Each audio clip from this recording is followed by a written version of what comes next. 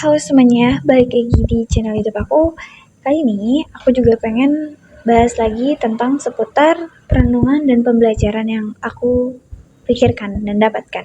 Tapi kali ini aku dapat insight-nya itu dari film Sore, Istri dari Masa Depan. Mungkin ada teman-teman yang udah nonton atau yang belum nonton, mungkin ada sedikit spoiler, tapi aku menyarankan kalian untuk menonton terlebih dahulu.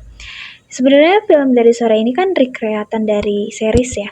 Tapi pas aku nonton tuh ada beberapa scene-scene yang berbeda dan memberikan pembelajaran yang cukup ngebuat aku merenung gitu dari film itu.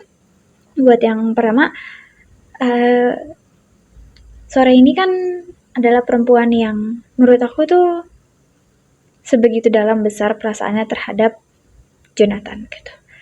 Sampai ingin membuat perubahan yang baik untuk Jonathan.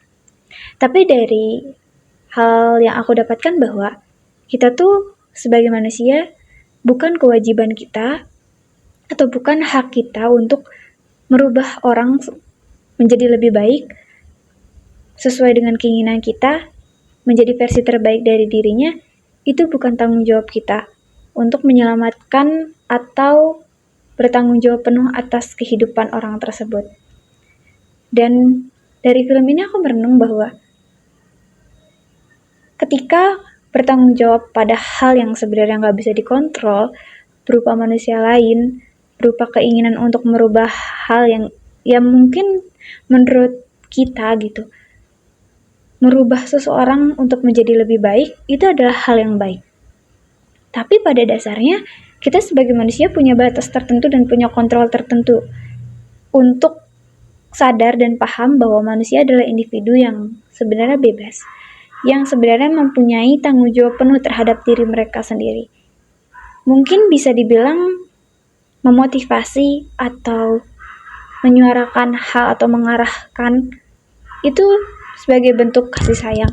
Tapi kalau misalnya sampai merubah orang tersebut dengan tujuan agar sesuai dengan keinginan kita atau harapannya ingin baik, pada dasarnya perubahan itu dapat terjadi ketika orang atau individu tersebut mempunyai kesadaran dan keinginan untuk berubah.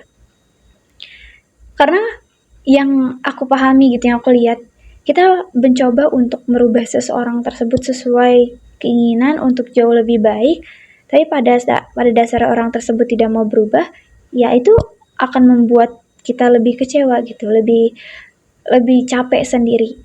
Dan harus dipahami juga bahwa ketika kita memilih pasangan atau seseorang yang nantinya akan kita hadapi, sebisa mungkin pilihlah seseorang yang memang gak pengen kita rubah gitu. Mungkin bertumbuh bersama itu gak apa-apa gitu, tapi entah kayak misalnya orang ini kurang baik atau orang ini berandalan, jangan ada pikiran bahwa aku bisa merubah orang ini menjadi baik, karena pada dasarnya orang itu udah punya latar belakang mereka masing-masing. Mungkin puluhan tahun hidup mereka, itu yang membuat kebiasaan mereka, itu yang membuat mindset mereka, itu yang melatar belakangi semuanya, dan itu susah. Dan ketika ada orang baru mencoba untuk merubahnya, itu pun akan menjadi satu hal yang menurut aku tidak akan instan gitu. Baik psikolog atau terapis pun membutuhkan waktu untuk bisa lebih mengarahkan gitu. Apalagi kita sebagai manusia yang mungkin hanya ingin berubah seseorang menjadi lebih baik dengan keterbatasan kita, harus disadari bahwa orang punya kontrol atas kehidupan mereka sendiri. Begitu juga kita dengan dalam memilih pasangan. Sebisa mungkin pilihlah pasangan yang memang kita sudah bisa menerima, baik kekurangannya atau kelebihannya, yang mungkin hal yang bisa diobrolkan, ya nanti kita berdiskusi, berkomunikasi. Sedangkan untuk hal-hal yang memang tidak bisa diterima, ya kita pahami sebagai individu, apakah kita sanggup menerima orang ini untuk kedepannya, berjalan bersama. Dan perlu dipahami ya, memang setiap pasangan atau hubungan itu memang perlu untuk bertumbuh, untuk berkembang, tapi bukan untuk memaksakan kehendak untuk berubah gitu. Kita bisa memotivasi, kita bisa memberikan arahan, tapi hidup atas pilihan dia ya sepenuhnya adalah tanggung jawab dia gitu. Kita sebagai manusia ya bertanggung jawab penuh terhadap diri kita yang bisa kita kontrol. Itu yang aku tangkap gitu ya, karena semakin kita berusaha mengubah atau merubah seseorang agar sesuai, agar lebih baik, dan orang itu belum punya kesadaran untuk berubah, yang ada kita capek sendiri gitu. Dan yang kedua adalah pelajaran untuk komunikasi dan keterbukaan. Aku menyadari bahwa orang tuh nggak selamanya bisa mengerti apa yang kita inginkan kalau misalnya kita tidak menyuarakan, kita tidak mengutarakan apa yang kita rasakan, kita ekspresikan.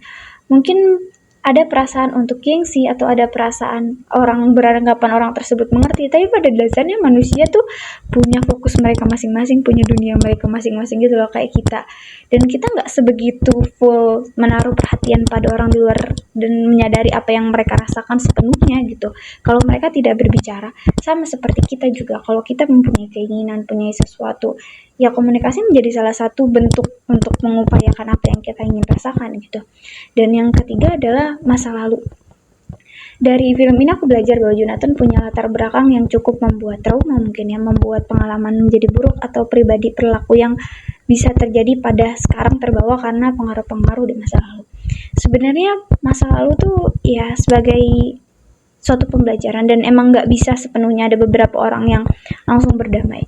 Tapi mau sampai kapan perasaan dendam, marah, kecewa, sedih dibawa sampai saat ini gitu. Yang bisa kita lakukan adalah ya belajar untuk menerima bahwa itu pernah terjadi di masa lalu, bahwa itu memang menyakitkan, bahwa itu memang mungkin melukai.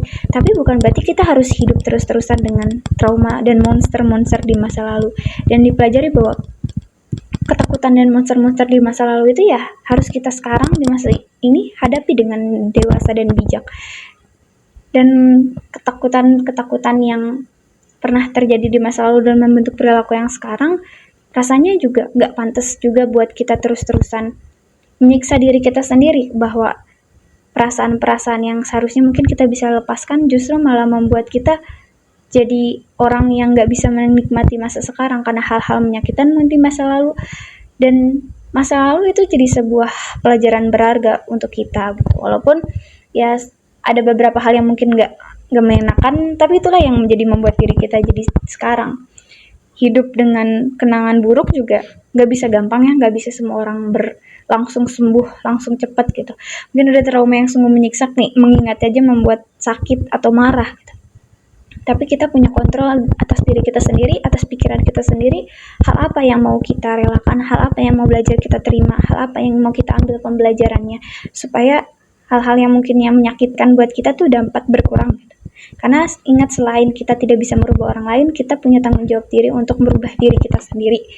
Jadi sadari bahwa setiap orang punya tanggung jawab terhadap diri mereka masing-masing, dan kita sebagai manusia atau orang lain bukan berarti jadi orang yang apatis, tapi lebih ke sadar bahwa gak semua orang bisa dikontrol, gak semua orang bisa sesuai keinginan kita, dan perubahan untuk mengubah orang itu adalah hal yang sulit karena mereka telah hidup bertahun-tahun dengan karakternya, dengan dirinya, dengan pikirannya, latar belakangnya. Ya mungkin kita bisa memotivasi orang untuk menjadi lebih baik, bukan untuk merubah mereka atau memaksakan mereka kehendak kita. Carilah orang yang memang sesuai dengan kita, yang tidak ingin kita rubah, yang rasanya kita bisa terima dan bisa bertumbuh berkembang bersama. Sekian dari aku, mungkin kalau misalnya banyak hal-hal yang kurang bisa mohon dimaafkan, dan sampai jumpa di next video. Bye bye.